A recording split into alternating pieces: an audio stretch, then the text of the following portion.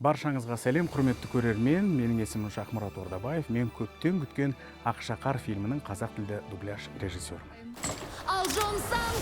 Наурызда көремін өзімді, бұл бір сыйқыр экранға қайта оралады. Бұл классиканың классикасы, өйткені 1939 жыл қателеспесем, ол Диснейдің өзінің қатысуымен шыққан алғашқы Диснейдің толықметражды фильмі.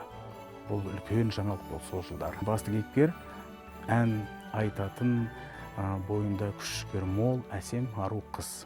Асқарып қоям, терпет себдеріңе. Айна, айтшы шын, менен асқан сұлу кім? Ақшақар. Әрине, бұны дыбыстау оңай болған жоқ. Мысал ретінде, жеті ергежейлінің өзі әрқайсысы бөлек бір эмоцияның белгісі. Мен өзім бұл фильмде ақ көңілді дыбыстадым. Дисней ұсынады. Ақшақарды тап. Қызық болатын сияқты.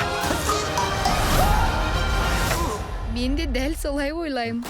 Құрметті көрермен, мінекей Ақшақар фильмі қазақ тіліне дыбысталды. Еліміздің барлық кинотеатрларында 20 наурыздан бастап сіздерге жол тартады. Сонда кездесейік. Классикалық ертегі Айна, айтшы шын, жандана. менен асқан сұлу кім? Жол көрсетіп жібересіңдер ме? Ақшақар. Наурызда кинотеатрларда.